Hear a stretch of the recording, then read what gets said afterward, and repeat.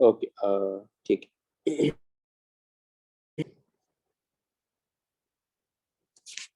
Last time कुछ homework दिया था, यस, कुछ तो क्लास रजिस्ट्रेशन के अंदर।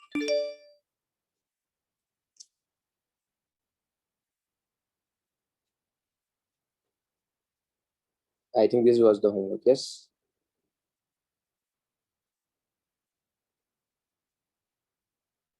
What is the answer of first one? The ionization energy of the hydrogen atom in the ground state is x joule. And what is the energy required for an electron to jump from the second orbit to the third orbit? What is the answer of this one? Okay, good. ये same class में ही problem किया था, उसी का same different type of version था, तो इसका answer तुम्हारे पास सेम ही आएगा। इसमें एक करेक्शन है, इसमें सारे ऑप्शन में एच स्क्वायर आएगा। या किसी का ये आंसर आएगा? Is there anyone who get this answer? It's C. Okay, Siddhant, good. It's C. Is there anyone जिसका और C आंसर आया है? Okay. सबसे पहले now see this. What is the Bohr radius? Bohr radius, it is the radius of first orbit of hydrogen. It is the radius of first orbit of hydrogen. उसको बोलते हैं Bohr radius. ठीक है? अपने पास देखो total energy का एक formula तो क्या था, total energy, sorry, kinetic energy क्या था, kinetic energy is equal to minus of total energy, और टोटल एनर्जी का फॉर्मूला कितना था, तो तुम्हारे पास हो जाएगा plus k Z square upon 2r। Yes or no? ये था, यस।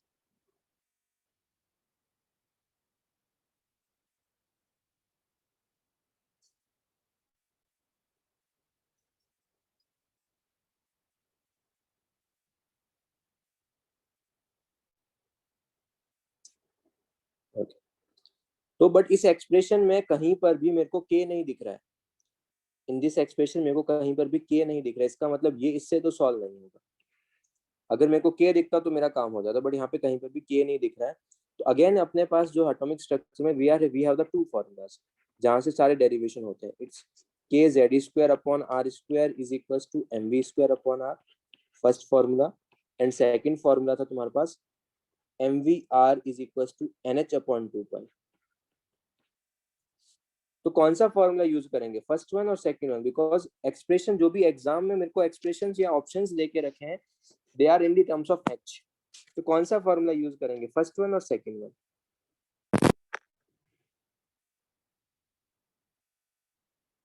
कौन सा फॉर्मूला यूज करने वाले हैं अपन? Will use the second formula, yes,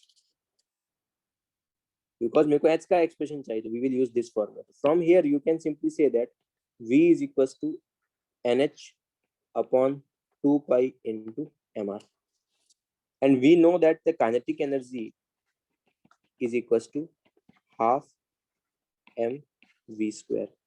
So kinetic energy equals to half m v square क्या हो जाएगा, n square h square upon 4 pi square m square upon r square. Yes, yes, no? यहाँ से v square का value, v का value यहाँ substitute कर रहे हैं। अच्छा, इसके बाद एक m से एक m कैंसिल आउट कर लो। After that you will get the kinetic energy का expression. Kinetic energy is equals to n square h square upon 8 pi square m into r। r किसका फाइंड आउट करना है, second orbit का energy, इसका square.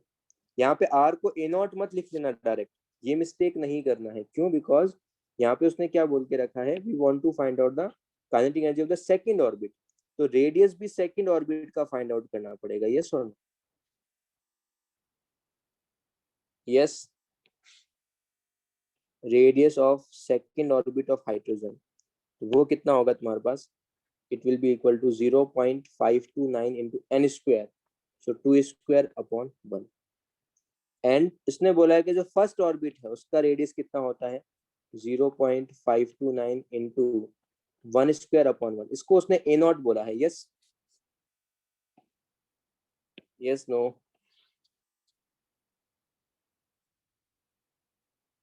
तो क्या मैं इसको simply 4 times of A naught बोल सकता हूँ?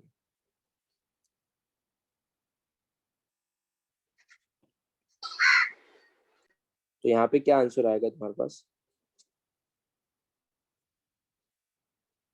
यहाँ पे n का वैल्यू कितना है? n is equal to 2² into h² upon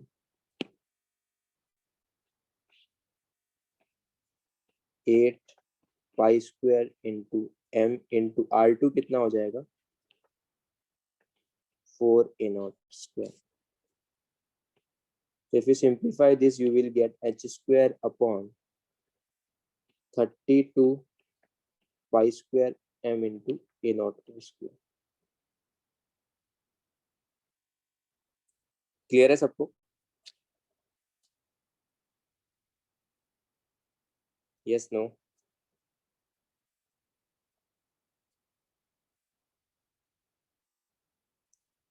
Okay, fine.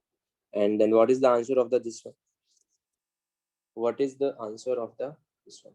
Okay, C. A. A. Okay. Two are getting A and one is getting C. What about the other ones? Okay, A.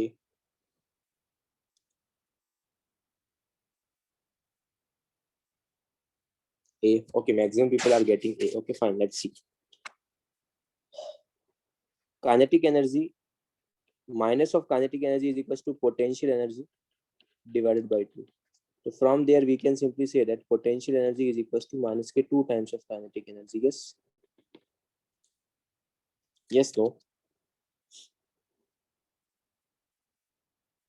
चलो, तो kinetic energy initial is given. Kinetic energy initial is given, that is the x.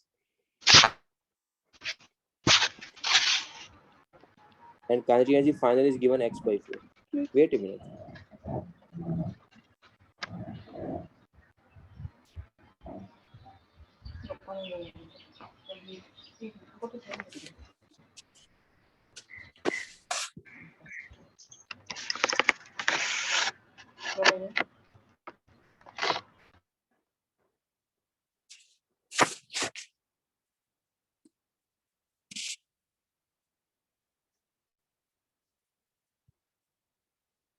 Hello, am I audible? तुम एक बार अपने कोई भी एक student अपना mic on करके कुछ बोलेगा, बिकॉज मैं I don't think Yes, sir, you are audible. But I think मेरा ईयरफोन काम नहीं कर रहा।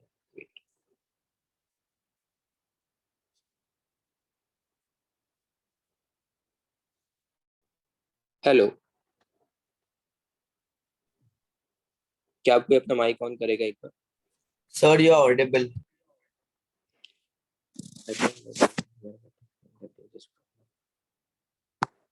ओके फाइन, छोड़ो, ठीक है।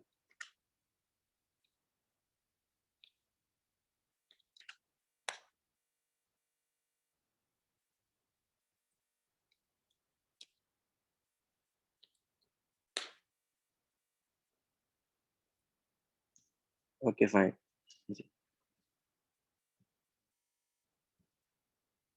चलो, तो काइनेटिक एनर्जी इनिशियल कितना होगा x, काइनेटिक फाइनल कितना होगा x by 4। तो from there you can find out the potential energy. So potential energy initial कितना होगा? -2x। और साथ ही साथ पोटेंशियल एनर्जी फाइनल कितना हो जाएगा?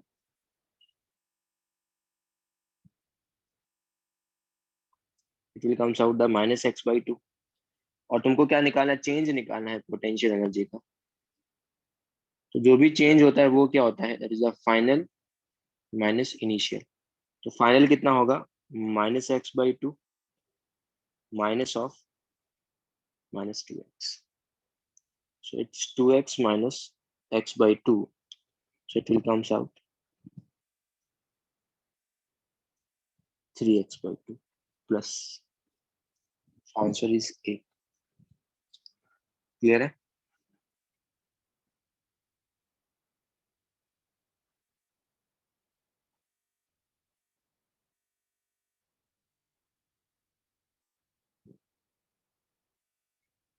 क्या तुमने सारा का सारा पार्ट देख लिया था? What is the emission spectrum, continuous spectrum, band spectrum, line spectrum, absorption and the Sorry, sir, emission couldn't spectrum? finish. क्या बोल रहे हो? We could not?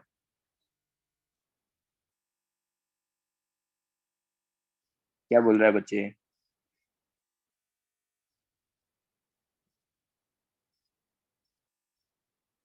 Someone was saying something. क्या बोल रहा है? बोल।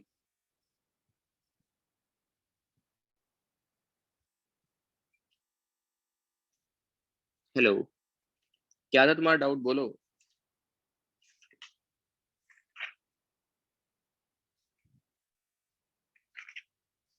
Okay fine, no problem. चलो, अगर तुम्हारे पास, लेट्स से अपन एक बार गो थ्रू कर लेते हैं।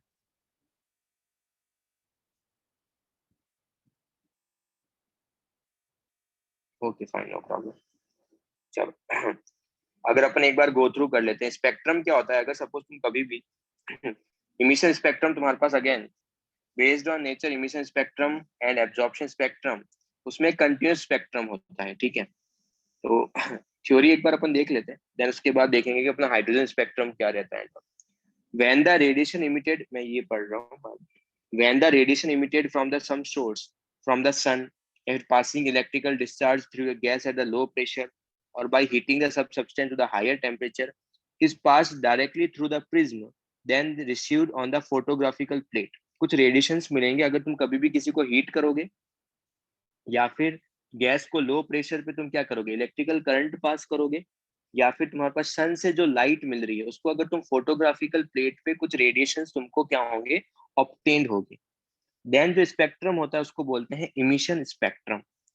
Depending upon the source of radiation the emission spectrum are mainly of the two types. एक होता है कंटिन्यूस और एक होता है डिस्ट्रिक्ट। कंटिन्यूस क्या है, अगर सपोज तुम्हारे पास कभी भी सन से जो लाइट आ रही है, सन से तुम्हारे पास जो भी लाइट आ रही है, such as the sun and the bulb और any hot glowing body is analyzed by passing through a prism, it is observed that it splits into the 7 different white band। कौन सा? VIBGYOR? yes, from violet to red, and these colors are so continuous that each of them merges into the next, hence this spectrum is called the continuous spectrum। और मैंने इसका एक video भी send किया था कि किस तरीके से तुमको 7 कंटिन्यूस स्पेक्ट्रम्स मिलते हैं। क्या वो सबने देखा था? ठीक है। कभी कभी क्या होता है, फिर होता है डिस्ट्रिक्ट। होता है डिस्ट्रिक्ट में दो टाइप के होता है, एक होता है बैंड और एक होता है तुम्हारे पास लाइन स्पेक्ट्रम। बैंड स्पेक्ट्रम में क्या है कि लेट्स से तुम्हारे पास अगर ये फोटोग्राफिकल प्लेट है, if it is the photographic plate, जहाँ पे तुमको क्या होता है, जो डिफरेंट डिफरेंट कलर्स तुमको ऑब्टेन होंगे। तो यहाँ पर क्या है, तुमको यहाँ पे कोई तो कलर दिख रहा है, यहाँ पे अगेन तुमको क्या हो रहा है, कोई तो कलर दिख रहा है, यहाँ पे तुमको अगेन क्या हो रहा है, तुम्हारे पास कोई तो कलर दिख रहा है, बैंड के फॉर्मेशंस में दिख रहा है। यहाँ पे फिर से कोई तो कलर दिख रहा है बैंड के फॉर्मेशन में। बट बीच में ऐसा है कि वो कंटिन्यूअस नहीं है, वो क्या होता है, डिस्ट्रिक्ट होता है, जहां पर क्या होंगे, डार्क स्पेस होंगे। यहाँ पर क्या था, वो पूरा का पूरा कंटिन्यूअस था। रेड के जस्ट बाद, अगर सपोज तुम्हारे पास यहाँ पे रेड है, तो रेड के जस्ट बाद तुम्हारे पास क्या था, ऑरेंज भी था।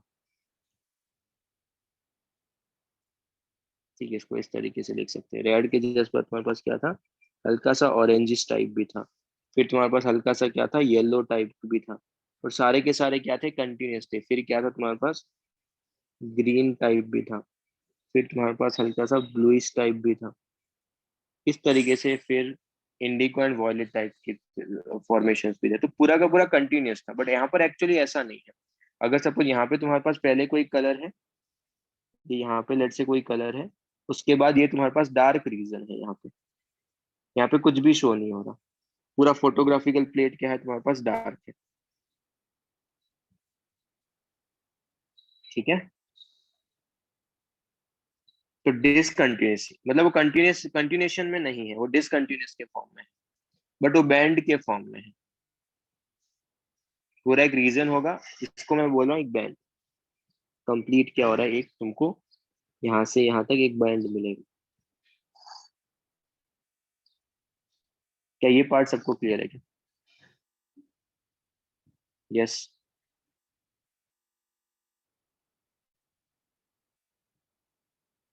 और कभी कभी ऐसा होता है कि तुमको बैंड्स नहीं मिलके तुमको लाइंस मिलती है। तुमको बैंड्स नहीं मिलके क्या मिलती है, और बैंड स्पेक्ट्रम जनरली किसके थ्रू ऑब्टेन्ड होते हैं? बैंड स्पेक्ट्रम जनरली तुमको मिलेगा, एक minute, contains the colorful continuous bands separated by the some dark space. Generally molecular spectrum are the band spectrum. ये अपने सिलेबस में नहीं है तो इसको अपन जस्ट नहीं पढ़ेंगे। और कभी कभी यहाँ पर क्या होता है, लाइन स्पेक्ट्रम होता है। लाइन में क्या होता है, लेट से तुमको एक कलर का ये लाइन मिला, फिर तुमको दूसरे कलर का एक और लाइन मिला, ऐसे डिफरेंट डिफरेंट कलर्स के क्या हो रहे हैं, तुमको लाइंस मिल रहे हैं। और ये जो बीच में है, ये बीच में क्या है, ये यहाँ पर, यहाँ पर, यहाँ पर, यहाँ पर, ये सब जगह क्या मिल रहा है मेरे को? Dark space. ये सब जगह मेरे को क्या ऑब्टेन हो रहा है? Dark space.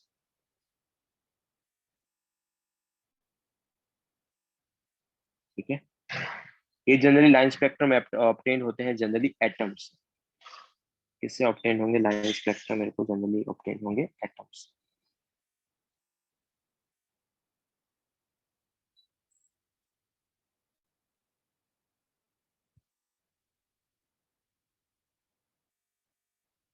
क्या बोला है रुचिर? हाँ, मोरलेस सिमिलर है, बट वहां पर क्या होता है, तुमको बैंड्स के फॉर्मेशन में मिलता है और यहाँ पे लाइन के फॉर्मेशन में मिलता है, दैट्स इट। यही मेजर डिफरेंस है और कुछ भी नहीं। Done.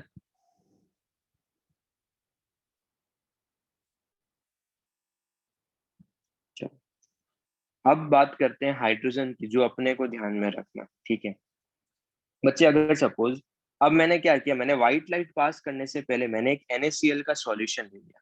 I have taken the solution of NaCl।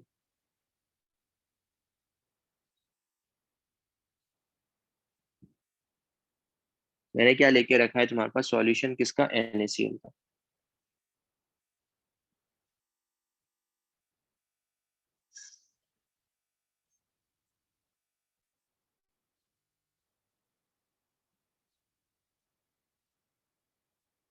इस बार मैं व्हाइट लाइट क्या कर रहा हूँ, लेट्स से व्हाइट लाइट को, अगर सपोज मेरे पास ये NaCl का सॉल्यूशन नहीं होता, लेट्स अज्यूम कि ये सॉल्यूशन नहीं होता, तो अगर मैं प्रिज्म से पास करता, तुमको यहाँ पे 7 के 7 लाइट्स मिलती है सॉरी।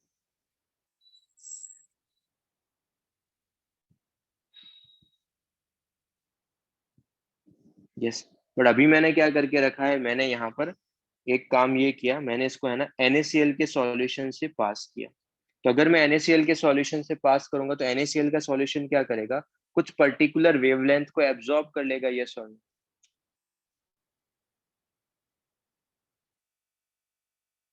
यस। तो लेट्स अज्यूम कि इस बार जो यहाँ पर स्पेक्ट्रम मिला ना, इस बार जो यहाँ पे जो स्पेक्ट्रम मिला, वहां पर रेड था, ऑरेंज था, ग्रीन था, इंडिको था एंड वॉयलेट था। मतलब रेड तुमको मिल रहा था, ऑरेंज भी मिल रहा था, येलो नहीं मिल रहा था, ग्रीन मिल रहा था, इंडिको एंड वॉयलेट मिल रहा था। और यहाँ पर तुम्हारे पास ये जो रीजन है, यहाँ पर लेट से डार्क आ रहा था, ये भी डार्क है, और लेट से ये भी डार्क है।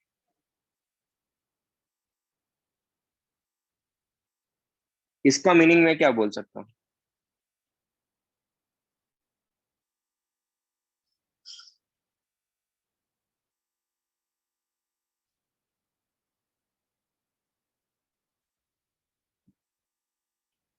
ये येलो और ब्लू में क्या है, डार्क।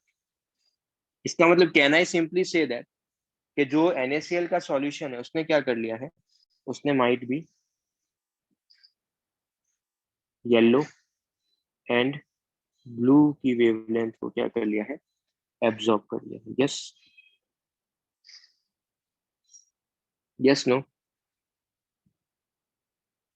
इसका मतलब यहाँ से जो स्पेक्ट्रम ऑब्टेन्ड होता है, तो इसका मतलब जो रिमेनिंग स्पेक्ट्रम होता है उसको बोलते हैं एब्जॉर्प्शन स्पेक्ट्रम। तो जब भी एब्जॉर्ब जो कर लेगा वो तुमको दिखेगा नहीं।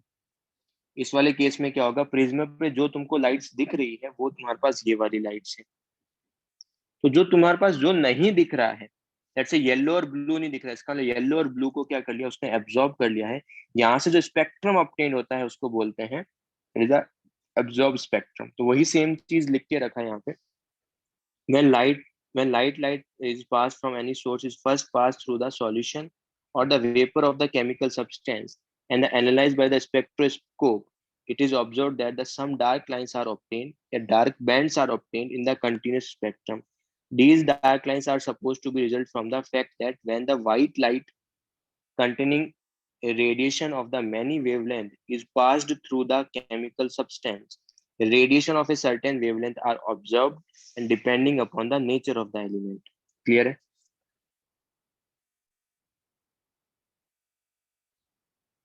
क्या ये वाला पार्ट सबको क्लियर है क्या?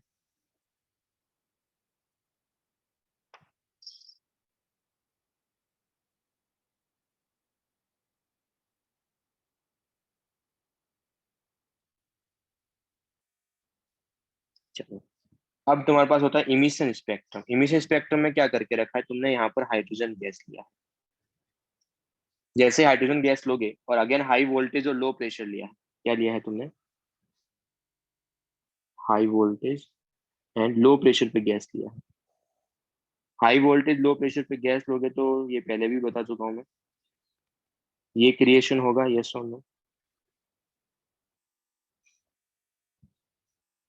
इलेक्ट्रॉन्स फ्लो करेंगे,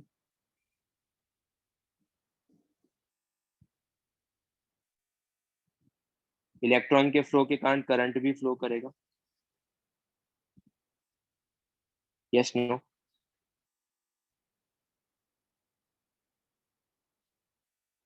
जैसे ही करंट फ्लो करेगा तो इलेक्ट्रॉन क्या होगा, जैसे ही करंट तुम्हारे पास फ्लो होगा ना, तो जो भी रिमेनिंग एटम है, लेट से तुम्हारे पास ये कोई एक एटम है, ये लेट से यहाँ पर कोई है, लेट से तुम्हारे पास यहाँ पर कोई है,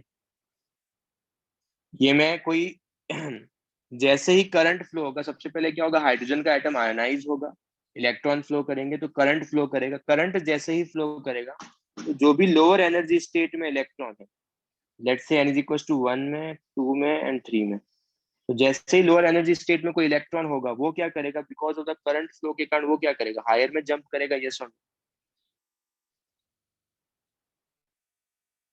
यस। जैसे ही करंट फ्लो करेगा तो लोअर एनर्जी वाला क्या करेगा, हायर में जंप करेगा। जैसे ही हायर में जंप करेगा तो फिर क्या होगा, हायर में तो स्टेबल नहीं है, क्योंकि एनर्जी सबसे लोवेस्ट किसका है, ग्राउंड स्टेट का। तो जैसे ही हायर में आएगा तो वापस इलेक्ट्रॉन क्या आएगा, लोअर में आएगा,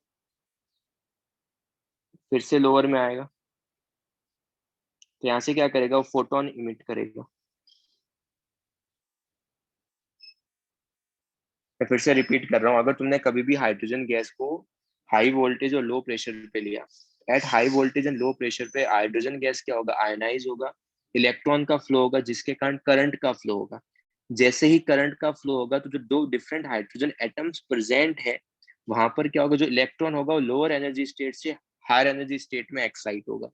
but we know that ground state का एनर्जी सबसे मिनिमम होगा, तो जैसे ही वो हायर स्टेट में जाएगा उसकी फिर से टेंडेंसी होगी लोअर स्टेट में आने की, तो वापिस वो लोअर स्टेट में आएगा और एनर्जी क्या करेगा, इमिट करेगा इन दी टर्म्स ऑफ फोटोन।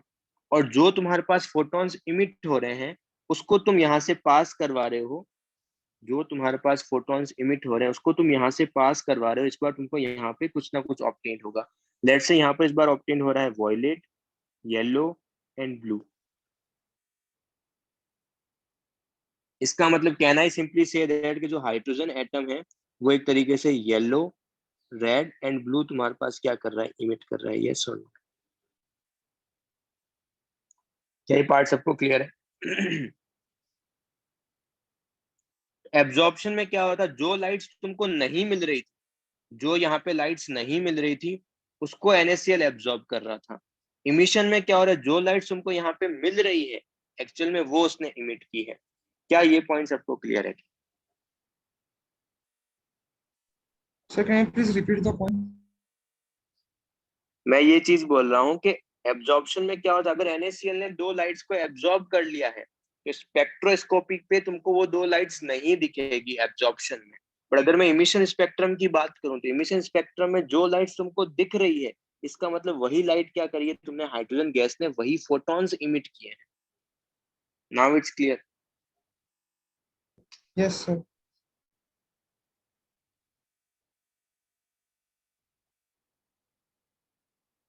यस बच्चे, वही कर रहे हैं अपन। Yes Ruchi, you are right. तुमको सिर्फ इतना पता होना चाहिए कि एब्जॉर्प्शन स्पेक्ट्रम क्या होता है, इमिशन स्पेक्ट्रम क्या होता है। सिंपल लैंग्वेज में मैं तुमको अभी अपन एक्सप्लेन करने वाला हूँ। ये अपना काम नहीं है, अपने को थोड़ा बहुत स्पेक्ट्रम पता होना चाहिए। बच्चे हाई प्रेशर पे गैस को तुम इजीली आयनाइज नहीं कर सकते हो यार, इसलिए हाई प्रेशर डिस्कस नहीं किया है मैंने।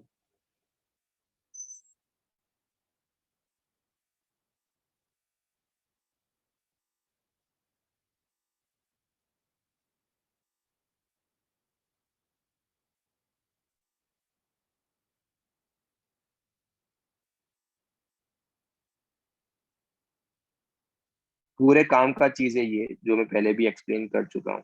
ठीक है, स्पेक्ट्रम उतना इम्पोर्टेंट नहीं है, मतलब थ्योरी उतना इम्पोर्टेंट नहीं है। बट ये वाला जो सेक्शन अभी अपन पढ़ रहे हैं ये तुमको पता होना चाहिए। These are the important points.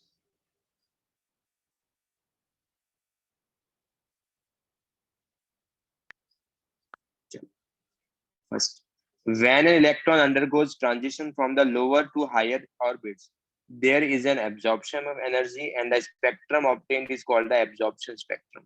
क्या ये पॉइंट सबको क्लियर है?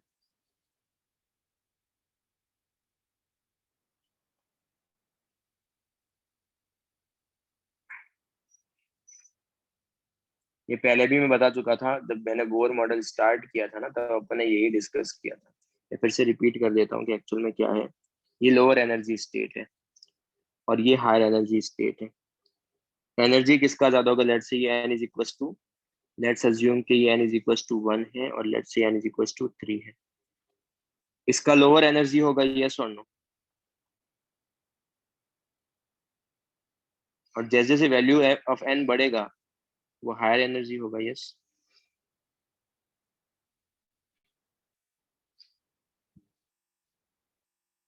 तो अगर तुम्हारे पास कभी भी इलेक्ट्रॉन यहाँ पर है, इलेक्ट्रॉन क्या करेगा, फोटोन को क्या करेगा, एब्जॉर्ब करेगा एंड वो हायर ऑर्बिट में जाएगा। जैसे फोटोन को एब्जॉर्ब करके हायर में जाएगा तो वहां से जो स्पेक्ट्रम ऑब्टेन्ड होगा उसको क्या बोल रहे हैं, एब्जॉर्प्शन स्पेक्ट्रम। यस, ये मैं पहले भी बता चुका था। अगर फोटो इलेक्ट्रॉन कभी भी फोटोन को एब्जॉर्ब करेगा तो लोअर टू हायर जाएगा या फिर इनर से आउटर जाएगा, यस। क्या ये पॉइंट डिस्कस किया था अपन ने? Okay.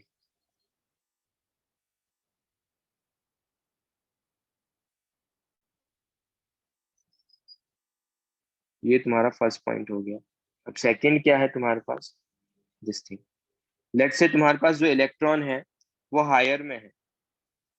अगर वो हायर में है तो वो क्या करेगा, अगर लोअर में आएगा तो लोअर में आएगा तो क्या करेगा, फोटोन एब्जॉर्ब करेगा या इमिट करेगा? इमिट करेगा। वहां से जो स्पेक्ट्रम ऑब्टेन्ड होगा उसको मैं बोलूंगा इमिशन स्पेक्ट्रम। तो सेकंड पॉइंट वही है, when an electron undergoes the transition from the higher to lower, there is an emission of energy and the spectrum obtained is called the emission spectrum. Clear है?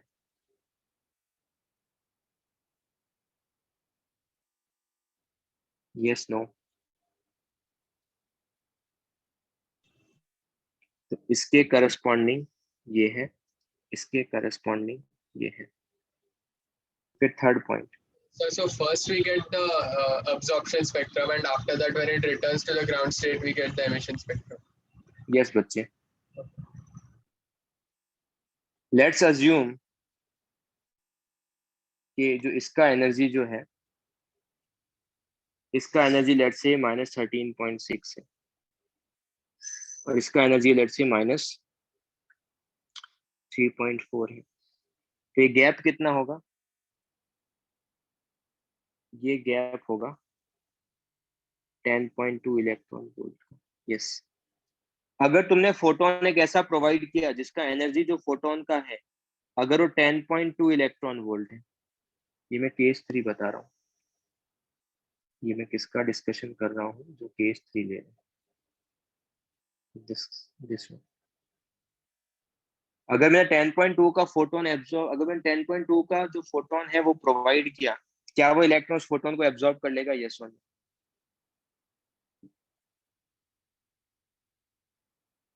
Yes. But अगर तूने energy photon का जो provide किया है वो 10.1 electron volt provide किया है, या फिर एनर्जी जो फोटोन का प्रोवाइड किया है वो 10.3 इलेक्ट्रॉन वोल्ट प्रोवाइड किया है, क्या वो एब्जॉर्ब करेगा? नहीं, नहीं, क्योंकि एनर्जी जो है वो पर्टिकुलर ऑर्बिट का क्या है, कांस्टेंट 10.3 के करस्पॉन्डिंग, इसको n2 लिख लेते हैं,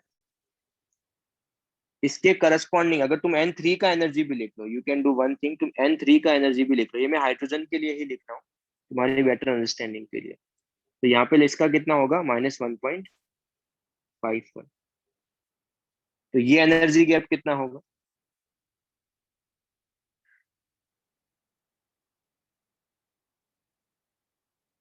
ये होगा 12.09।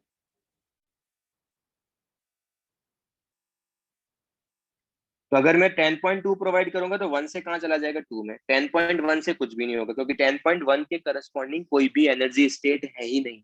अगर एनर्जी स्टेट ही नहीं है तो फोटोन एब्जॉर्ब ही नहीं करेगा। 10.3 के करस्पॉन्डिंग भी कोई एनर्जी स्टेट है ही नहीं। सर ऐसा नहीं कर सकते हैं कि 10.2 वो ले ले और जो रिमेनिंग जो एनर्जी है 1.1 वो उसकी काइनेटिक एनर्जी में कन्वर्ट हो जाए। अगर मैं 10.3 प्रोवाइड करूं तो ऐसा हो सकता है कि वो 10.2 तो एब्जॉर्ब कर ले और रिमेनिंग काइनेटिक एनर्जी में कन्वर्ट हो जाए। Yes or no?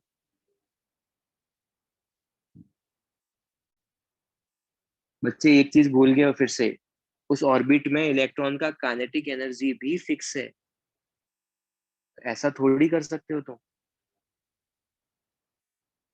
है ना? तो ये डाउट्स आने चाहिए थे कि सर 10.3 10.1 में तो ठीक है, पर अगर मैं 10.3 प्रोवाइड करूं तो 10.2 ले ले और जो रिमेनिंग है वो काइनेटिक में कन्वर्ट कर दे। बट ऐसा इसमें नहीं होगा। क्यों नहीं होगा? बिकॉज तुम्हारे पास उस ऑर्बिट का काइनेटिक एनर्जी भी फिक्स है। क्या ये पॉइंट सबको क्लियर हुआ? Yes no? मुझे फोटो इलेक्ट्रिक इफेक्ट क्या है बाद में देखेंगे, ठीक है? अगर तुमने उसका प्रोवाइड किया 12.09 प्रोवाइड कर दिया तो क्या वो एब्जॉर्ब कर लेगा क्या? तो एब्जॉर्ब। तो ये चीज ध्यान रखना। ये मैंने किसके लिए बात किया? ये मैंने हाइड्रोजन के लिए ही यहाँ पर बात करके रखा है। एक बार फिर से देखते हैं। फोर्थ पॉइंट जो है वो थोड़ा सा इंटरेस्टिंग है। फोर्थ पॉइंट देखते हैं।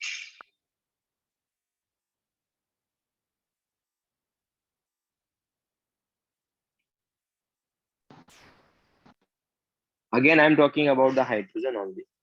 तो let's say n equal to 1 है, n इक्वल टू इंफिनिटी है, इसका एनर्जी होगा -13.6,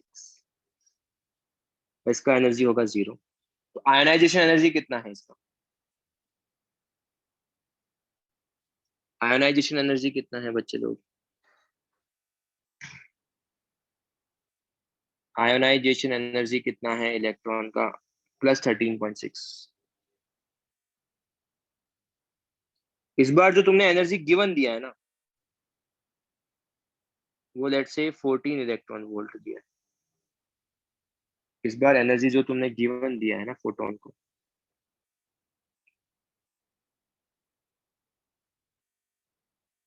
एनर्जी ऑफ फोटोन जो गिवन दिया है इट इज द 14 इलेक्ट्रॉन। क्या वो एब्जॉर्ब करेगा या नहीं करेगा? ओके वेदांत, ठीक है। यस। ओके। और बाकी लोग, 2 लोगों ने आंसर दिया है। What about the other once?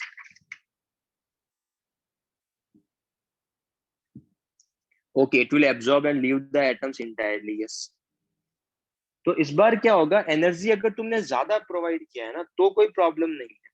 तुमने इतना एनर्जी प्रोवाइड कर दिया है, एनर्जी गिवन कितना है 14 इलेक्ट्रॉन वोल्ट, और आयोनाइजेशन एनर्जी कितना है, मतलब इलेक्ट्रॉन को बाहर निकालने के लिए कितना चाहिए 13.2। एनर्जी रिमेनिंग कितना होगा, इट्स 14 माइनस 13.6, कितना हो जाएगा 0.4 इलेक्ट्रॉन वोल्ट। इसका क्या होगा, इसका क्या होगा, it will convert into the kinetic energy, क्योंकि अगर वो अब वो एटम का पार्ट नहीं है तो उसकी काइनेटिक एनर्जी फिक्स नहीं होगी, तो जो काइनेटिक एनर्जी में जो रिमेनिंग एनर्जी होगी वो काइनेटिक एनर्जी में कन्वर्ट हो जाएगी। मैं फिर से रिपीट करता हूँ, इसका 10.3 वाला केस देखो, जब तुम इसका 10.3 वाला केस देखोगे तो 10.3 प्रोवाइड करोगे तो ये डाउट्स आने चाहिए थे कि सर 10.3 है तो 10.2 एब्जॉर्ब करके n इज इक्वल टू 2 में चला जाए और रिमेनिंग एनर्जी को काइनेटिक एनर्जी में कन्वर्ट कर दे। बट मैंने बोला था कि ये पॉसिबल नहीं होगा बिकॉज तुम्हारे पास उस ऑर्बिट का काइनेटिक एनर्जी भी फिक्स है। बट इस वाले केस में क्या है, अगर तुम उसको 14 प्रोवाइड कर रहे हो, जैसे ही 14 प्रोवाइड करोगे तो 13.6 लेके इन्फिनिटी पे चला जाएगा। इन्फिनिटी पे जाने का मतलब वो अब एटम का पार्ट नहीं है, वो एटम से बाहर निकल गया है, अब उसका काइनेटिक एनर्जी फिक्स नहीं है। अब जो रिमेनिंग एनर्जी है उसको वो काइनेटिक एनर्जी में कन्वर्ट कर सकता है। क्या ये पॉइंट सबको क्लियर है? Yes no? तो वही थर्ड पॉइंट और फोर्थ पॉइंट है, देखो, if the absorb energy is not equal to the energy gap in a particular atom, the electron will not absorb that photon and will remain in the same state. Third point. And what about the fourth point? If the energy supplied is more than the ionization energy of a particular atom, then the electron will go to the n is equals to infinity and the remaining energy will convert into the kinetic energy. क्या third and fourth point सबको clear है क्या? अगर फिर भी किसी को doubt है तो चैट सेक्शन में मत लिखो, तुम अपना माइक ऑन करो एंड मेरे को डाउट्स पूछो।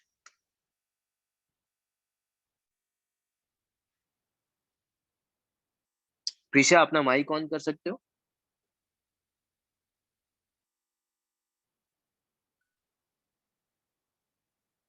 प्रिशा,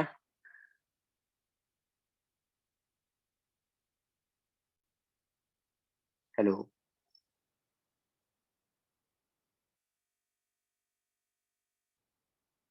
ओके, मैं ये बोल रहा हूँ कि थर्ड पॉइंट में अगर तुमने कभी भी एनर्जी जो है एनर्जी गैप के इक्वल प्रोवाइड नहीं किया तो वो इलेक्ट्रॉन एक्साइट नहीं होगा।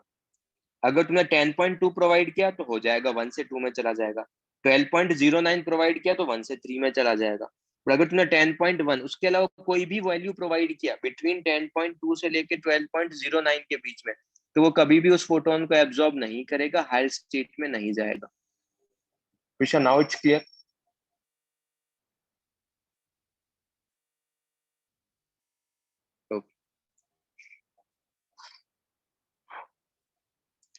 अब बात करते हैं, अब तुम्हारे पास एक डेरिवेशन, एनर्जी गैप का फॉर्मूला क्या था, energy gap is equal to 13.6 into Z square into 1 upon n1 square minus 1 upon n2 square.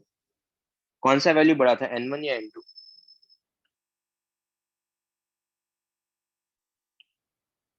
कौन सा वैल्यू बड़ा था?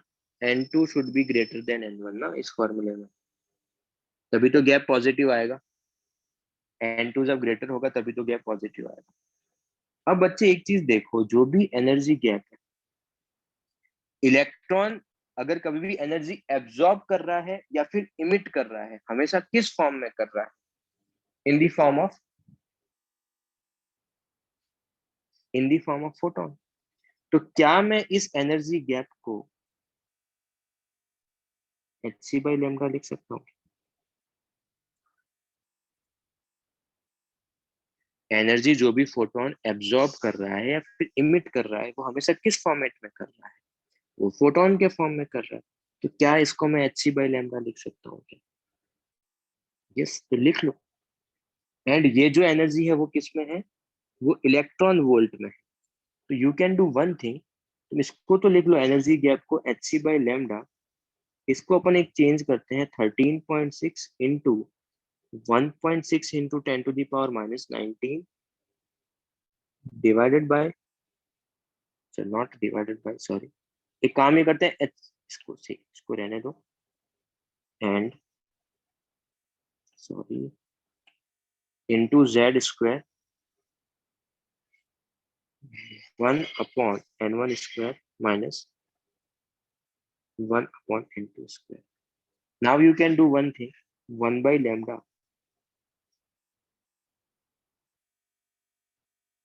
1 by ले सकता है बच्चे, 12400 अपॉन लैम्डा भी ले सकता है, बट यहाँ पे एक और जो नॉर्मल जो डेरिवेशन करते हैं उसके बेसिस पे एक और नया कांस्टेंट आएगा, वो मैं यहाँ से लिखने का ट्राई कर रहा हूँ। तुम वहां से भी कर सकते हो, एनर्जी गैप निकालो, उसको डिवाइड करो 12400 से, you will also get the lambda.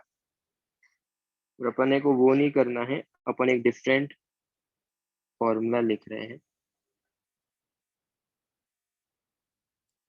It's 1 बच्चे उसको जूल में कन्वर्ट किया है,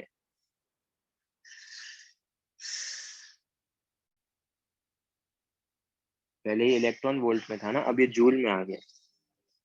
और मेरे को पता है कि 1 इलेक्ट्रॉन वोल्ट कितना होता है, 1.6 इंटू 10⁻⁻⁹ जूल। अब जो ये जो वैल्यू है ना, ये सारा कांस्टेंट है, इसको एक नया कांस्टेंट दिया, दैट इज द आर। तो मेरे पास सिंपल फॉर्मूला क्या आएगा, 1 by lambda is equals to r z square into 1/n1 square minus 1/n2 square.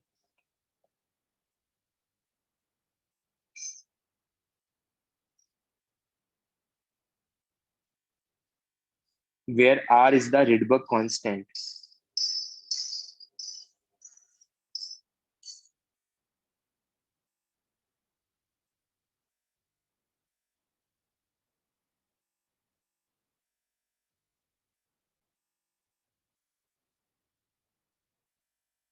जिसका वैल्यू होता है, ये कांस्टेंट जो है 13.6 into 1.6 into 10⁻⁹ divide by hc, from there you will get the Rydberg constant, उसका वैल्यू होता है 109678 सेंटीमीटर इनवर्स। इसको ऐसे ही याद रखो, 109678 सेंटीमीटर इनवर्स। ये बहुत इंपॉर्टेंट फॉर्मूला है स्पेक्ट्रम के लिए। आर का वैल्यू अगर तुमको याद रखना है तो yes you can remember it, but अपन आर का वैल्यू ध्यान नहीं रखे, अपन 1/r का वैल्यू ध्यान रखेंगे। इसका रीजन तुम थोड़े टाइम के बाद समझ जाओगे, इट्स रफली 912 आर्मस्ट्रॉन्ग। अपन आर का वैल्यू फाइंड आउट नहीं करके 1/r कुछ भी नहीं किया है, 1 डिवाइड बाई इस नंबर से डिवाइड करो, एंड मेरे को आर्मस्ट्रॉन्ग में आंसर चाहिए था, तो उसका मैंने वैल्यू लिखा है 912 आर्मस्ट्रॉन्ग। ऐसा क्यों किया है ये तुम थोड़े टाइम के बाद समझ जाओ। 1 को इस नंबर से डिवाइड करोगे तुमको यही वैल्यू मिलेगा। क्या यहाँ तक सबको क्लियर है? अगर मेरे को फ्रीक्वेंसी पूछा हो, सॉरी वेव नंबर पूछा होता, तो वेव नंबर क्या होता है 1/λ। तो उसको मैं क्या लिख सकता हूँ, उसको मैं लिख सकता हूँ are Z square into 1/n1 square minus 1/n2 square. तो ये मेरे पास किसका वेव नंबर का फॉर्मूला आ जाएगा। जो भी फोटोन इमिट कर रहा है, जो भी फोटोन इमिट हो रहा है, उसका वेव नंबर क्या होगा, तो उसको मैं ऐसे लिख सकता हूँ।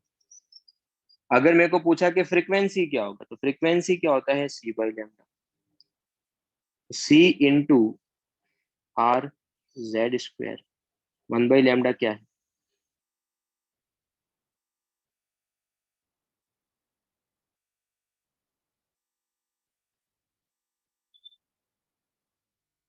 Clear?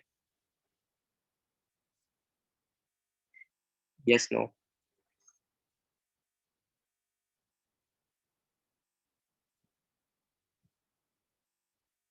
RC Z square into 1/n1 square minus 1/n2 square. From there, you can easily find out this thing. और हमेशा इस वाले फॉर्मूले में ध्यान क्या रखना, n2 should be greater than n1.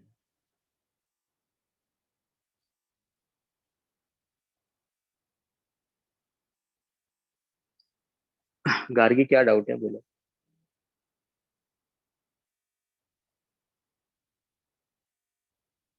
बच्चे जो फोटोन इमिट हो रहा है उसी का वेव नंबर है, जो फोटोन इमिट हो रहा है उसी का फ्रीक्वेंसी। बच्चे आर क्यों चेंज होगा? आर चेंज ही नहीं होगा ना, एलिमेंट चेंज होगा तो आर तो फिक्स रहेगा ना तुम्हारा। अगर हाइड्रोजन के लिए लोगे, आर का वैल्यू कहाँ से आ रहा है? आर का वैल्यू यहाँ से आ रहा है।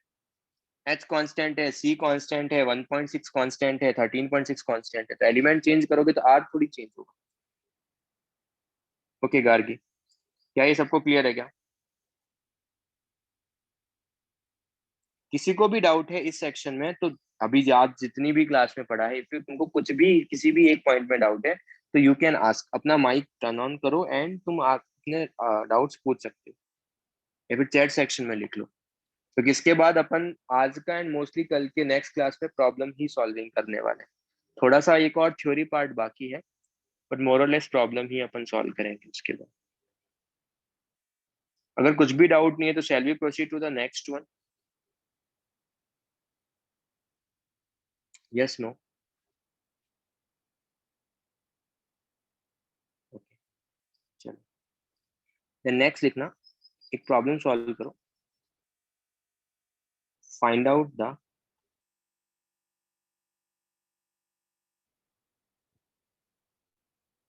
wavelength of photon emitted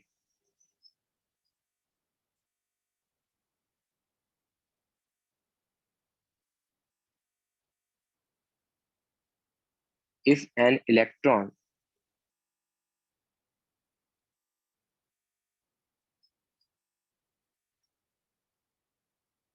undergoes transition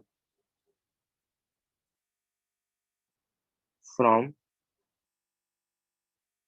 third excited state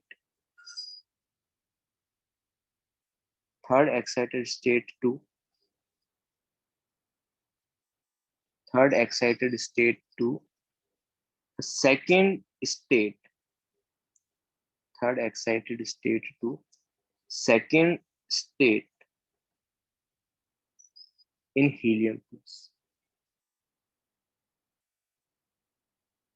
Find out the wavelength of photon emitted if an electron undergoes transition from third excited state to second state of helium plus. Formula क्या है? 1/λ is equals to rz square into 1/n1 square minus 1/n2 square. You know the value of n1 and n2. From there you can get the lambda.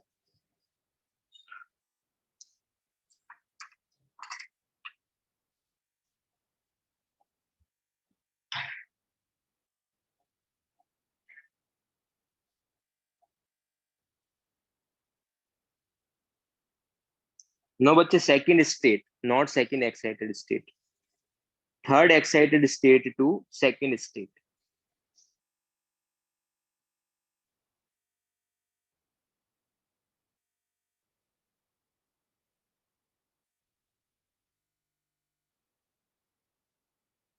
No Gargi, it's not.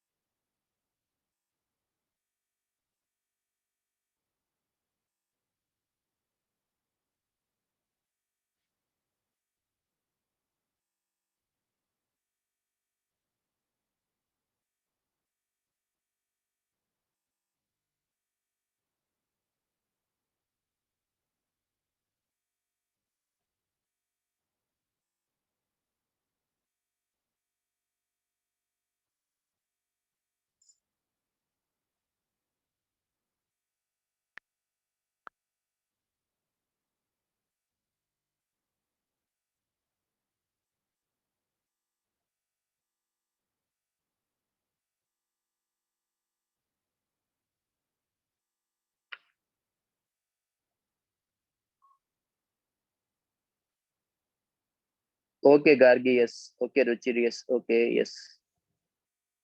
1216. बाकी लोग भी करो यार।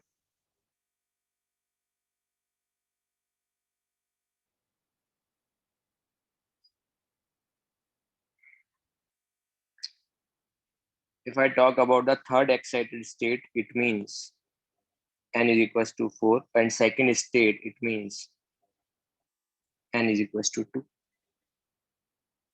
You have to simply apply the formula, that is the 1 by lambda is equals to r into z, helium है, so z would be 2. This into 2 square into 1 upon 2 square minus 1 upon 4 square. Yes.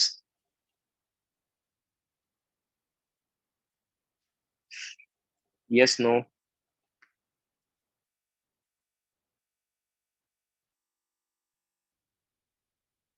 Okay. तो इसके बाद इसको simplify कर लेंगे, तो it's 1 by lambda is equals to 4r into, इसका LCM लेके सिंप्लीफाई करोगे तो 1/4 1/16, तो ये आएगा 3/16. यस.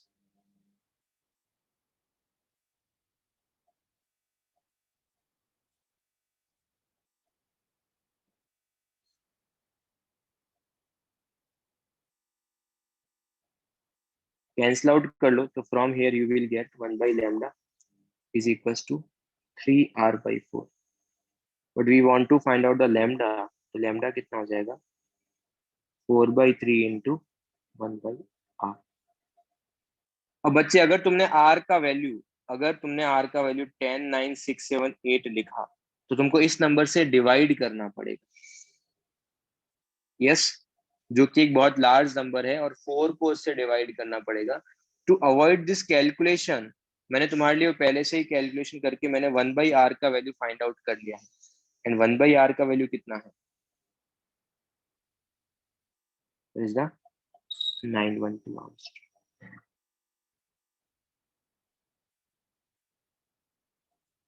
मैं r का वैल्यू भी याद रख सकता था 10 9 6 7 8, बट मैंने r का वैल्यू सब्स्टिट्यूट करूंगा तो उस बड़े नंबर से मेरे को डिवाइड करना पड़ेगा. टू अवॉइड द कैलकुलेशंस, मैं क्या करूंगा 1/r का वैल्यू मैंने पहले से कैलकुलेट करके रख लिया, एंड मैं वही याद रखूंगा, so that we can easily get the lambda. तो from here you will get the lambda is equals to 4/3 into 912 Armstrong.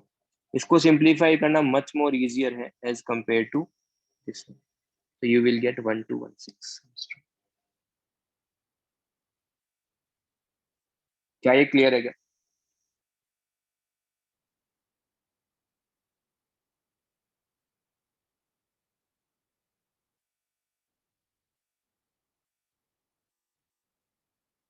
Okay. अब जैसे कि इस क्वेश्चन में मैंने मेंशन कर दिया था क्या थर्ड एक्साइटेड स्टेट से सेकंड स्टेट आना है, बट वहां पे डिफरेंट डिफरेंट अब सीरीज के नाम दे के रखे हैं. जो भी ट्रांजिशन हो रहा है उसको डिफरेंट सीरीज का नाम दे के रखा है. सबसे पहले है लाइमन सीरीज. 6 सीरीज पढ़ने वाले हैं: Lyman, Balmer, Paschen, Brackett, Pfund and Humphrey. Lyman, Balmer, Paschen, Brackett, Pfund and Humphrey. उस जो भी ट्रांजिशन है वो तुम्हारे पास अपन यहाँ से देखने वाले हैं. तो लाइमन सीरीज क्या होता है, किसी भी स्टेट से n इज इक्वल टू 1 पे आना है अपने को. ट्रांजिशन फ्रॉम, तो लाइमन सीरीज में जो फर्स्ट पॉइंट है वो उसको अपन लिख सकते हैं, it is the transition from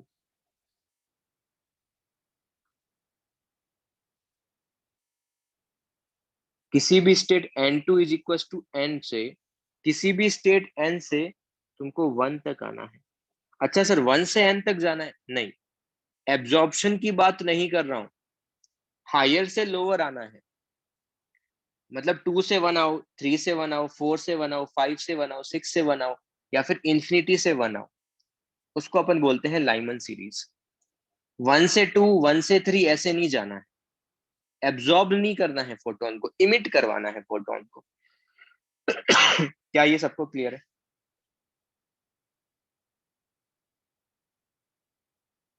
yes, no?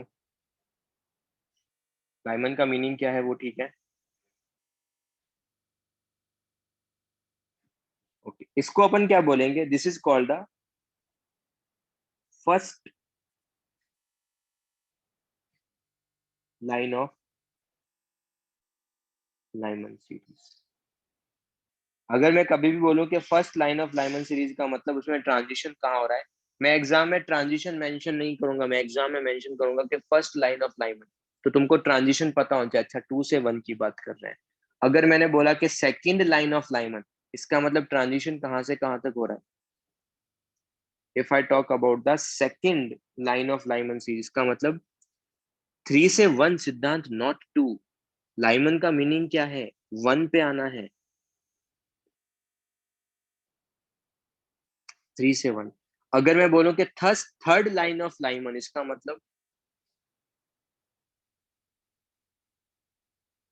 4 से 1। ठीक है, हर बार 1 पे आना। अगर मैं तुमको इस तरीके से अपन बोल सकते हैं, तो ये तुम्हारे पास क्या होगा? This will be the second line, and ये जो होगा इसको अपन बोलेंगे it is the last line of Lyman series.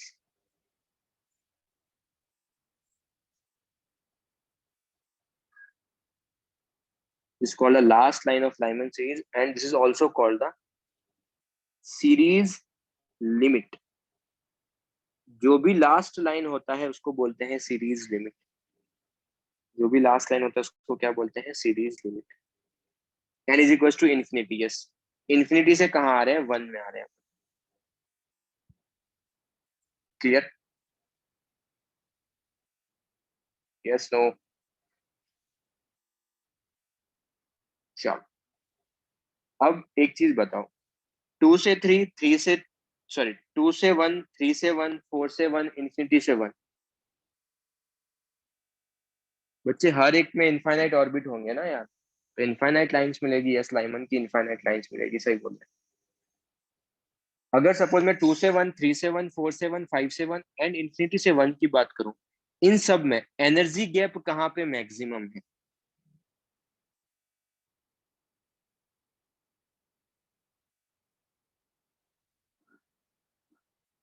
Energy gap कहाँ से कहाँ पे मैक्सिमम है? इसका मतलब यहाँ पर क्या होगा? डेल्टा ई मैक्स होगा। एनर्जी मिनिमम कहाँ पर? 2 से 1। तो अगर मैं किसी भी सीरीज की बात करूं, जो फर्स्ट लाइन होगा उसके करस्पॉन्डिंग एनर्जी मिनिमम होगा, जो लास्ट लाइन होगा उसके करस्पॉन्डिंग एनर्जी मैक्सिमम होगा। फिर से रिपीट कर रहा हूं, जो भी फर्स्ट लाइन होगी उसके करस्पॉन्डिंग एनर्जी क्या होगा? मिनिमम होगा। लास्ट लाइन के करस्पॉन्डिंग या सीरीज लिमिट के करस्पॉन्डिंग एनर्जी क्या होगा? मैक्सिमम होगा। अगर एनर्जी मिनिमम है तो लैम्डा क्या ऑब्टेन होगा? मैक्सिमम ऑब्टेन होगा या मिनिमम ऑब्टेन होगा? अगर एनर्जी फोटोन की मिनिमम है तो लैम्डा क्या ऑब्टेन होगा? लैम्डा मैक्स ऑब्टेन होगा। यस, ये फोटोन का एनर्जी क्या होता है? hc/लैम्डा। Lambda is inversely proportional to the energy. और वही अगर एनर्जी मैक्स है तब लैम्डा क्या ऑब्टेन होगा? मिन ऑब्टेन होगा। तो मैं ऐसा भी पूछ सकता हूँ एग्जाम में, what is the maximum wavelength of the Lyman series? इसका मतलब तुमको ट्रांजिशन करवाना है 2 से 1। What is find out the minimum wavelength of the Lyman series? इसका मतलब तुमको ट्रांजिशन करवाना है इन्फिनिटी से 1 में। क्या ये सबको क्लियर है? नाउ ऑनवर्ड्स अपन कभी भी एनर्जी मतलब, नाउ ऑनवर्ड्स कभी भी अपन ऑर्बिटल मेंशन नहीं करते हैं, ठीक है? स्टेट मेंशन नहीं करते हैं। कर भी देते हैं तो otherwise Lyman series, Barmer series इसी तरीके से बात करते हैं। क्या n इज इक्वल टू 1 को मैं k बोल सकता हूँ क्या? के शेल। यस, इस फर्स्ट लाइन को बोलते हैं के अल्फा, सेकंड को बोलते हैं के बीटा, थर्ड को बोलते हैं के गामा, अगर फोर्थ होता उसको बोलते हैं के डेल्टा। तो कभी कभी वो फर्स्ट लाइन नहीं बोल के वो के अल्फा भी बोलते हैं। के अल्फा का मतलब first line of lining series. क्या ये सबको क्लियर है क्या?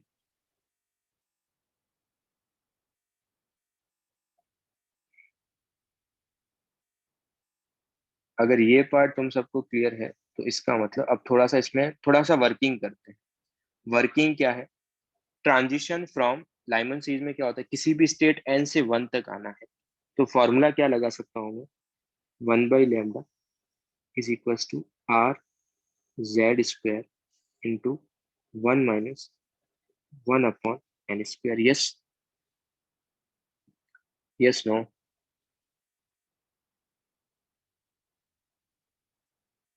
1 से n के लिए ये फॉर्मूला अप्लाई कर सकते हैं। यस, बोलो यार।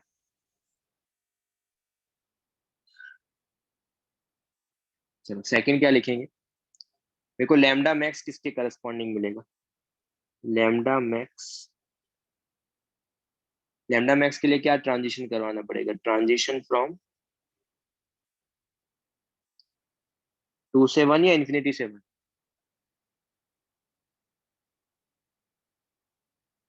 बच्चे लैम्डा मैक्स के लिए अभी तो बताया 2 से 1, इन्फिनिटी से 1 कैसे कराऊंगा? लैम्डा मैक्स जहाँ पे एनर्जी मिनिमम होगा। इसका मतलब कितना आएगा वो?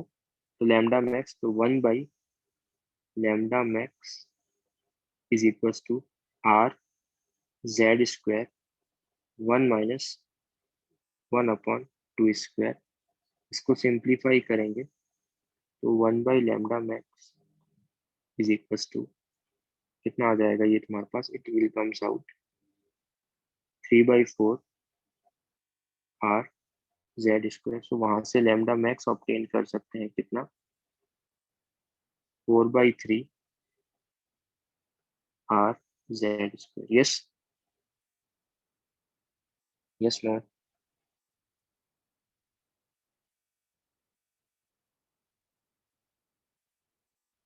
अगर मैं लैम्डा मैक्स की बात करूं, lambda max for hydrogen, hydrogen के लिए कितना आ जाएगा लैम्डा मैक्स? जेड कितना हो जाएगा?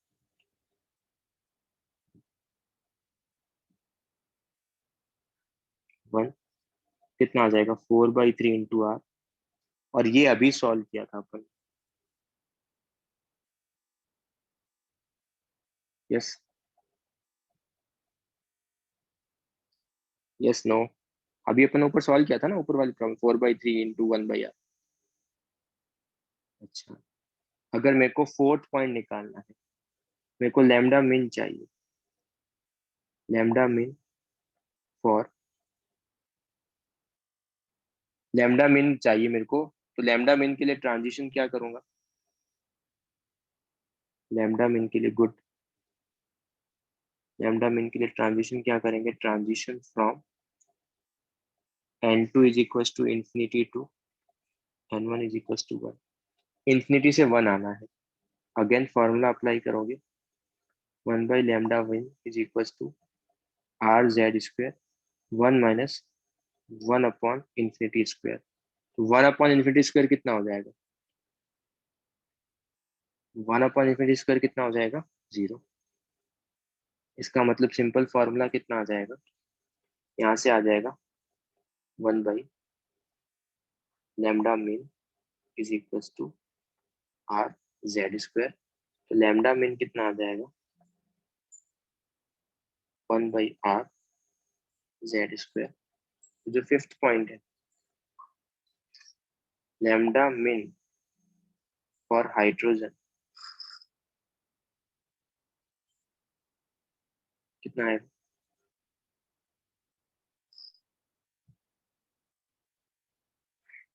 कितना आएगा?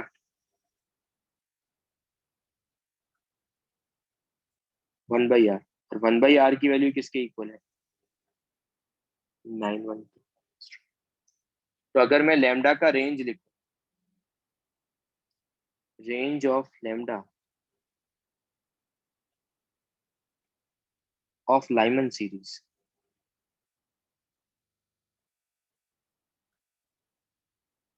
फॉर हाइड्रोजन एटम, मैं हीलियम प्लस की या लिथियम +2 की बात नहीं कर रहा हूं, मैं सिर्फ हाइड्रोजन एटम की बात कर रहा हूँ। इट विल बिलोंग टू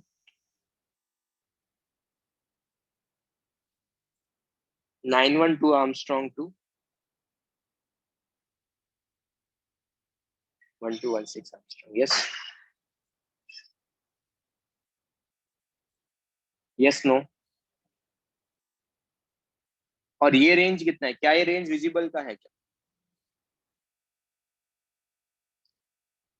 इसका मतलब क्या लाइमन सीरीज, अगर हाइड्रोजन की बात करूं तो हाइड्रोजन की लाइमन सीरीज से क्या मेरे को कभी भी विजिबल लाइट्स के फोटॉन्स मिलेंगे? और ये रेंज किसका होता है? अल्ट्रावायलेट।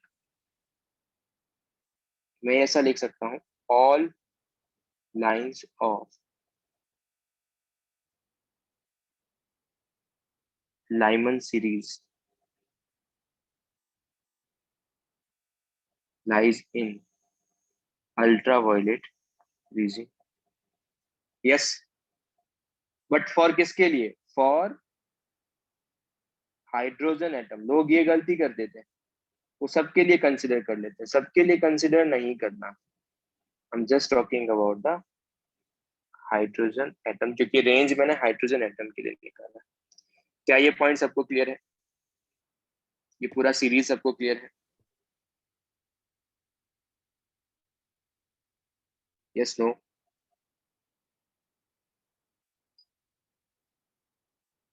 किसी को कुछ डाउट नहीं है? पक्का? अगर डाउट नहीं है, अगर डाउट है तो माइक ऑन करके पूछ लो, अगर डाउट नहीं है तो और अच्छी चीज है। ठीक है, लाइमन हो गया। बात करते हैं बामर सीरीज की। एक बार फिर से सेम चीज करते हैं बामर के लिए। बामर सीरीज में क्या होगा? बामर सीरीज में तुम्हारे पास होगा ये,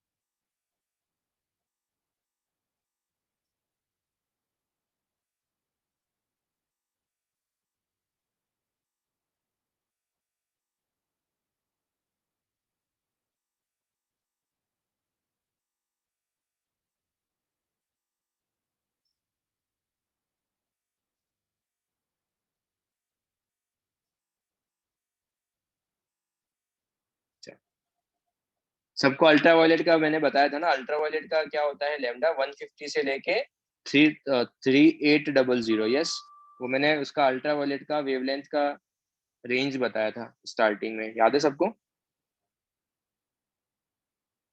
यस, नो?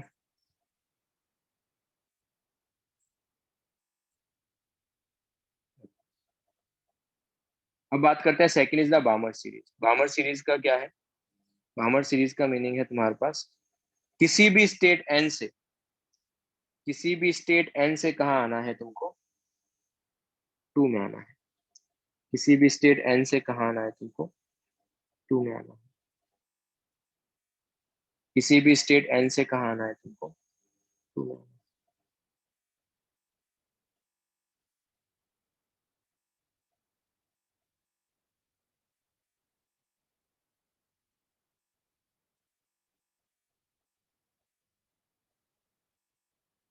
क्लियर है सबको? तो थ्री से टू जो होगा, थ्री से टू जो होगा वो क्या होगा? First line. फोर से टू जो होगा, इसको N4 बोल देते हैं, इसको N इज इक्वल टू 5 बोल देते हैं। तो थ्री से two first line of Balmer series, four से टू सेकेंड, नेक्स्ट, नेक्स्ट, इस तरीके से कर सकते हैं। अगर मैं तुमको बोला कि third line of Balmer series, इसका मतलब ट्रांजिशन कहां से कहां तक हो रहा है? थर्ड लाइन ऑफ बामर कैसे याद रखना है? अच्छा, टू पे एंड करना है। थ्री से टू फर्स्ट, फोर से टू सेकेंड, फाइव से टू थर्ड। बच्चे फोर से टू नहीं, ध्यान से सुनो। थ्री से टू फर्स्ट, फोर से टू सेकेंड, फाइव से टू थर्ड। यस,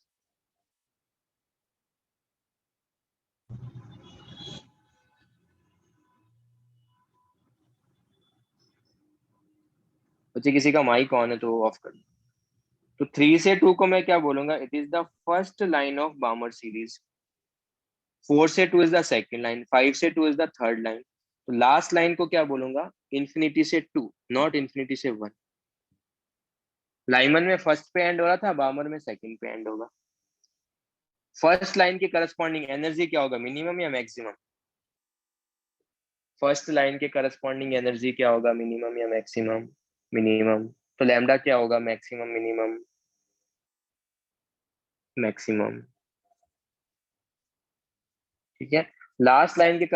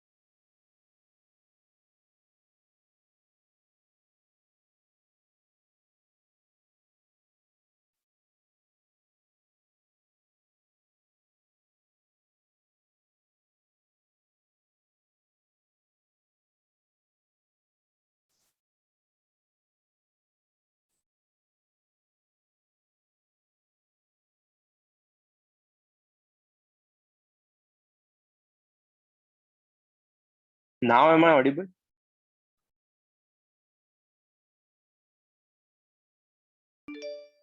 तो बच्चे फर्स्ट लाइन के करस्पॉन्डिंग लैम्बडा क्या होगा? मैक्सिमम, सॉरी, फर्स्ट लाइन के करस्पॉन्डिंग लैम्बडा क्या होगा? मैक्सिमम या मिनिमम?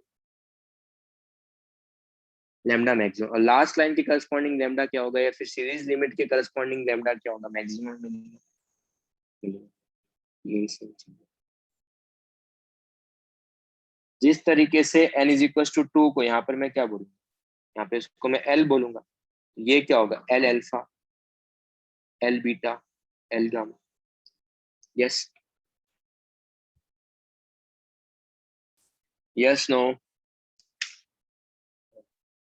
इस बार ट्रांजिशन कहाँ होगा? ट्रांजिशन फ्रॉम किसी भी स्टेट n से n इज इक्वल टू, किसी भी स्टेट n से n इज इक्वल टू 2। तो फॉर्मूला क्या आएगा? 1/λ is equal to R Z square into 1/2 square minus 1/n square. Yes,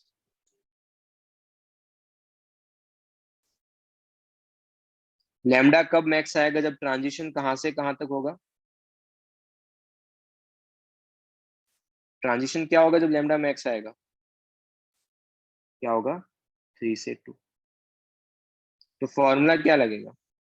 1/2 square minus 1/2 square minus 1/3 square. Yes, yes, no? अच्छा, इसको solve करोगे तो कितना आएगा ये? 1/4 माइनस 1/9 ना, 36। 36/5 इंटू आर जेड स्क्वायर। ठीक है,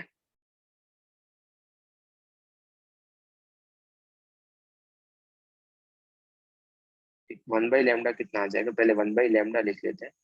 तो वो आएगा 5 आर जेड स्क्वायर अपॉन 36। तो लैम्डा आ जाएगा 36/5 आर जेड स्क्वायर। अगर मैं हाइड्रोजन की बात करूं तो जेड का वैल्यू,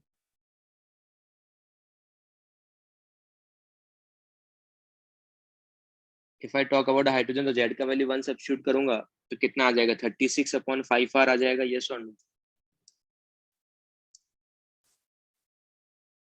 हेलो, हाँ, क्या आएगा इसका वैल्यू? क्या आएगा बताओ? 1/r का वैल्यू पता है ना? करो करो, सॉल्व करो।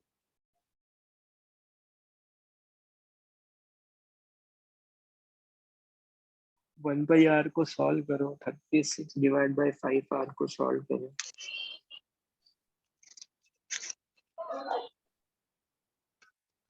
काय करत हो?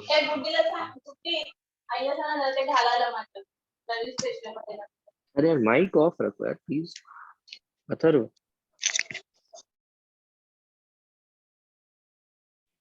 तो कितना आएगा? 36/5r, ये रफली आएगा तुम्हारे पास 6566 आर्मस्ट्रॉन्ग। क्या ये विजिबल में है क्या?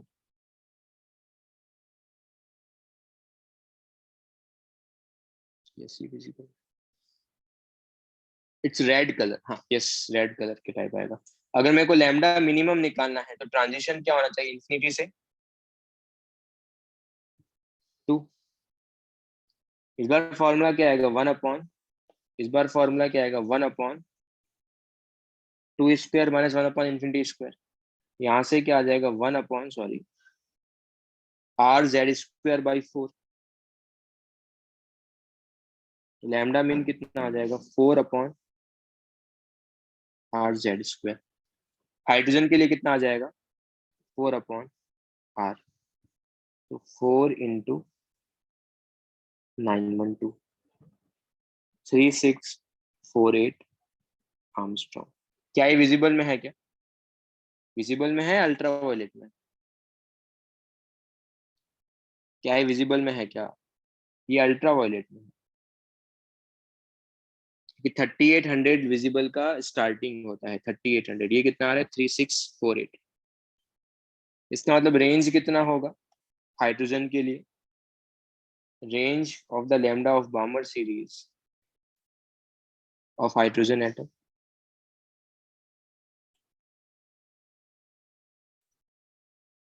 Three six four eight angstrom to 6566 angstrom. Good बच्चे, क्या सारी लाइंस विजिबल है क्या?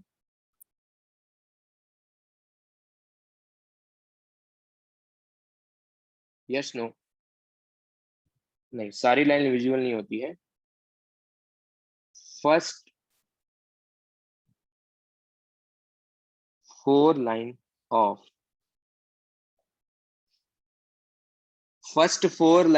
Balmer series, first 4 line of Balmer series lies in visible region.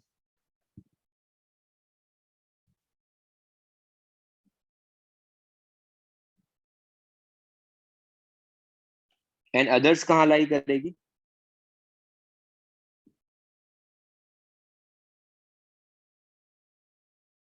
Ultraviolet. First 4 lines का मीनिंग क्या है? फर्स्ट 4 लाइंस का मीनिंग है 6 to 2, 5 to 2, 4 to 2 and 3 to 2। इसमें से लैम्डा मैक्स किसके करस्पॉन्डिंग आएगा? 6 से 2 या 5 से 2, 4 से 2 या 3 से 2? लैम्डा मैक्स किसके करस्पॉन्डिंग आएगा? 3 से 2। तो जो रेड कलर का होगा वो कौन होगा?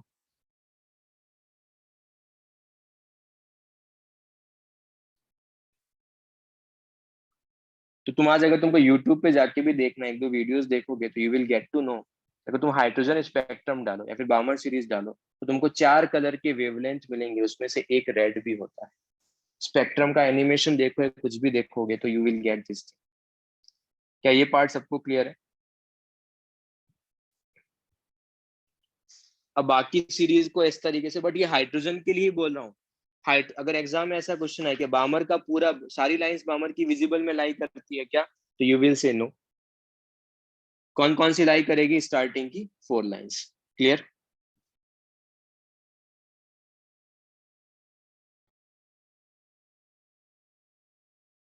नेक्स्ट है पाशन, फिर है ब्रैकेट, फिर है पीफंड एंड फिर है हम्फ्री।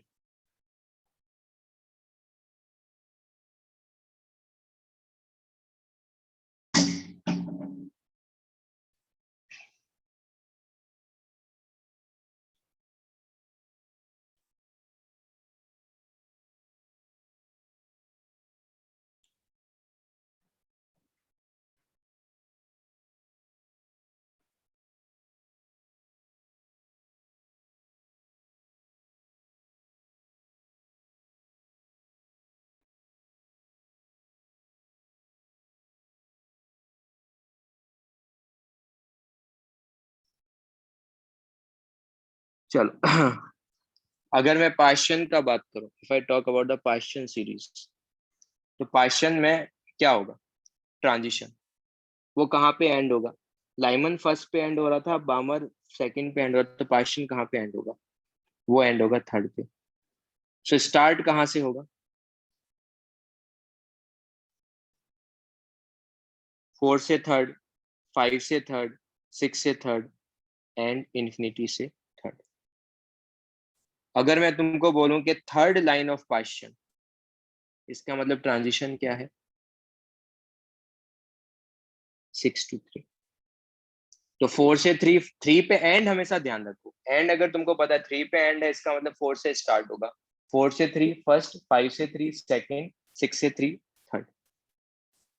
अच्छा, लैम्डा मैक्स किसके करस्पॉन्डिंग आएगा? लैम्डा मैक्स किसके करस्पॉन्डिंग आएगा? 4 to 3। लैम्डा मिन किसके करस्पॉन्डिंग आएगा?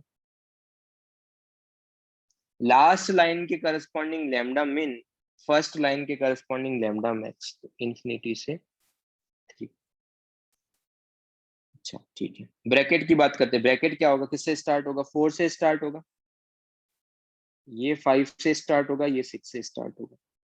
इसका अगर ब्रैकेट की बात करूं तो ये कितना होगा? 5, 6, 7 एंड इंफिनिटी। ये होगा 6, 7 देन इंफिनिटी। ये होगा तुम्हारे पास 7, 8 then infinity. If I talk about the second line of Brackett, तो क्या ट्रांजिशन होगा? If I talk about second line of Brackett, तो क्या ट्रांजिशन होगा? 6 to 4। ब्रैकेट कहाँ एंड हो रहा है? 4 पे, तो 5 से 4 फर्स्ट, 6 से 4 एंडिंग। हमेशा ध्यान रखो वहां से फर्स्ट लाइन, सेकेंड लाइन और थर्ड लाइन काउंट करते रहो। लैम्डा मैक्स किस पे आएगा ब्रैकेट का? लैम्डा मैक्स किस पे आएगा ब्रैकेट का? 5 to 4। पी फंड का 6 to 5। हम्फ्री का 7 to 6। यस। मिनिमम कब आएगा? इसमें आएगा इंफिनिटी टू 4, इसमें भी आएगा इंफिनिटी, इसमें भी आएगा इंफिनिटी टू 5, इसमें आएगा इंफिनिटी टू 6। अगर मैं हाइड्रोजन की बात करूं तो ये नियर जो है ये विजिबल में नहीं आते हैं, फिर ये आईआर में आते हैं। ये नियर आईआर, ये आईआर, ये फार आईआर, फार आईआर। आईआर क्या है? इंफ्रारेड। क्योंकि जैसे जैसे सीरीज में ऊपर जाओगे एनर्जी गैप कम होगा। यस और अगर तुम 3 से 4 से 3 की बात करो और 3 से 2 की बात करो, तो कहाँ पे ज्यादा एनर्जी इमिट करेगा? 4 से 3 में या 3 से 2 में?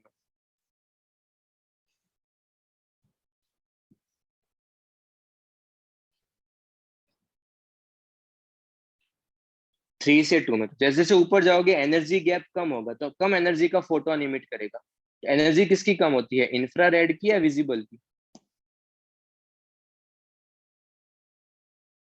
इंफ्रारेड का एनर्जी कम होता है, इसलिए तुम्हारे पास जैसे जैसे ऊपर जाओगे तो फार आईआर का मतलब उसकी एनर्जी बहुत कम होगी, लैम्डा बहुत ज्यादा होगा। क्या ये टेबल सबको क्लियर है?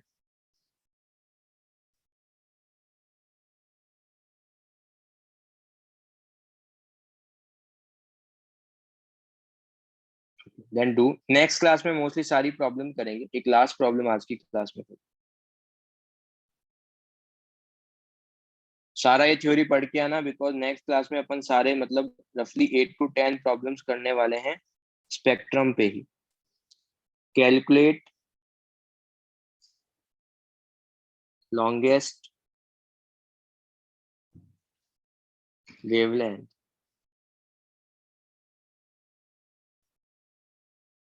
ट्रांजिशन फॉर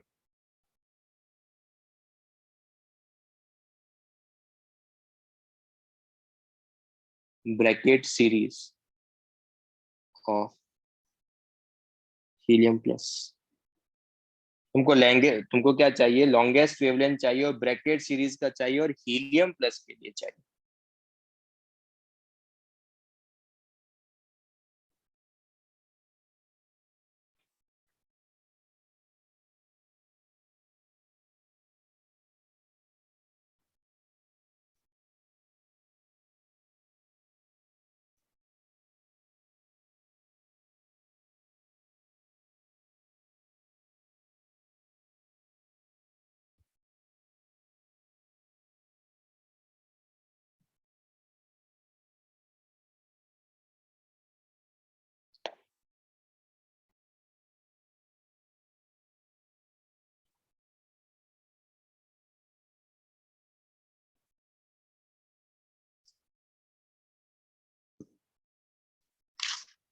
तो नेक्स्ट क्लास के ऑनवर्ड्स तुमको काफी होमवर्क भी मिलने वाला है, और mostly next to next class में एक नया चैप्टर स्टार्ट हो जाएगा। बोर मॉडल ऑलमोस्ट फिनिश है, खत्म हो गया बोर मॉडल।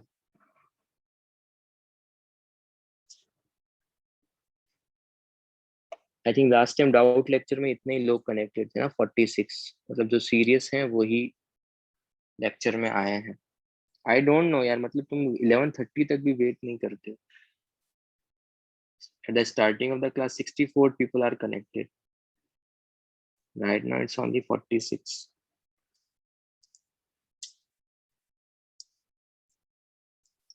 तो ट्रांजिशन कहाँ से कहाँ तक होगा? अगर लॉन्गेस्ट वेवलेंथ चाहिए मेरे को, तो वो भी किसका चाहिए? ब्रैकेट सीरीज का चाहिए। तो ब्रैकेट का लॉन्गेस्ट, ब्रैकेट एंड होता है 4 पे, लॉन्गेस्ट चाहिए मतलब फर्स्ट लाइन। तो ट्रांजिशन क्या होगा? 5 to 4। यहाँ से मेरे को ट्रांजिशन पता चलेगा। और z कितना होगा?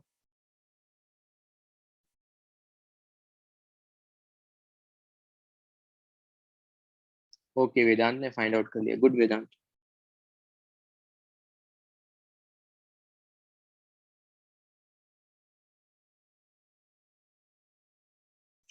z कितना होगा तुम्हारे पास? 2। क्या हो गया आंसर? क्या ज्यादा कैलकुलेशन है क्या उसमें? आई थिंक एलसीएम एलसीएम का थोड़ा ज्यादा कैलकुलेशन होगा।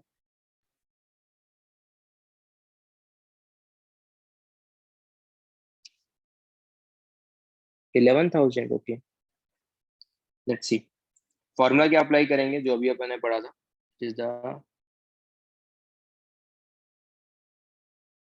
1/λ is equals to r into 2 square into 1/4 square minus 1/5 square. तो it's 1/λ is equals to r into 4.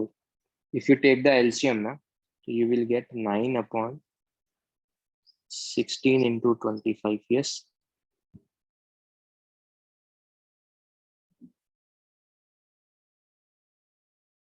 9/100 ना?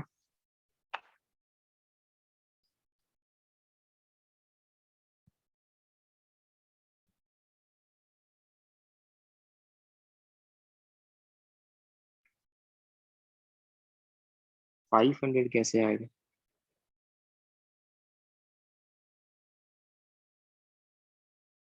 ये 4 टाइम्स कैंसिल आउट होगा ना?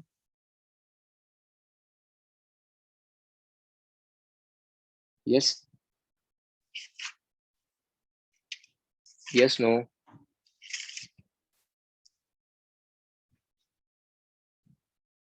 यहाँ से कितना आएगा? 1/λ 9r डिवाइड बाई 100। यहाँ से लैम्डा कितना आ जाएगा? 100 डिवाइड बाई 9r। और तो 100 डिवाइड बाई 9 इंटू 9। कितना आ रहा है ये?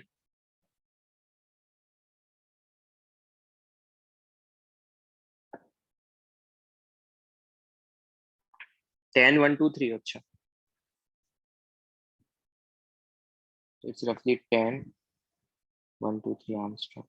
और डेफिनेटली इसका वेवलेंथ विजिबल में लाई नहीं कर रहा है, ना ही अल्ट्रा वायलेट में है। तो ये क्या होगा? इंफ्रारेड में होगा, जैसे भी देख सकते हैं। होमवर्क आज की क्लास में कुछ भी नहीं है, नोट्स रिवाइज करो सारे।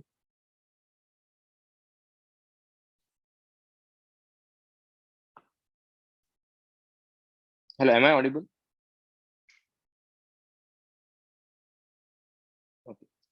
सारे नोट्स रिवाइज करो, होमवर्क कुछ भी नहीं है, कंप्लीट। और नेक्स्ट जो आज में पढ़ाया है वो मोस्टली नेक्स्ट क्लास में मैं डिस्कस करने वाला हूँ, उस पे बेस्ड प्रॉब्लम्स करने वाले हैं। क्लियर है सबको? कुछ डाउट है किसी को तो they can turn on their mic and they can ask their doubts. Saturday को है नेक्स्ट लेक्चर। यस, अपना लास्ट लेक्चर है, सेकंड लेक्चर है।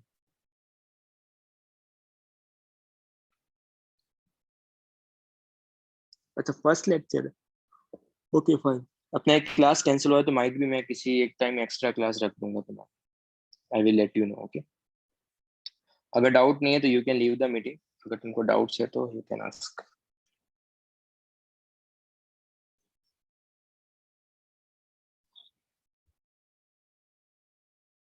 Okay, bye.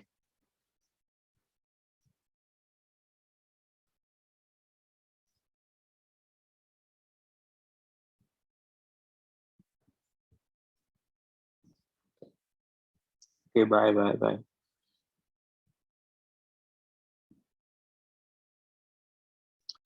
Alisha, chemical manual जो है बुकलेट डिस्कस करेंगे क्लास के अंदर ही, डोंट वरी। बट अगर तुमको कोई कैलकुलेशन में डाउट है तो तुम मेरे को मैसेज ड्रॉप कर दो, मैं तुमको बता दूंगा कि तुमने कौन से कैलकुलेशन में मिस्टेक किया है। Otherwise we will discuss in our class.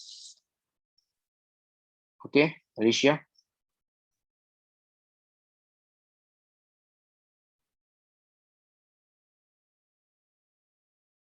हाँ ठीक है, तो मेरे को एक बार पिक्चर सेंड कर दो। ठीक है, मैं बता दूंगा कि उसमें क्या मिस्टेक है।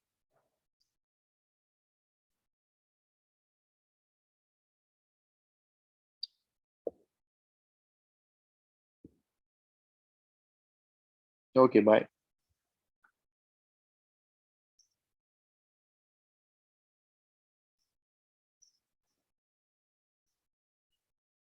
चलो देन, बाय।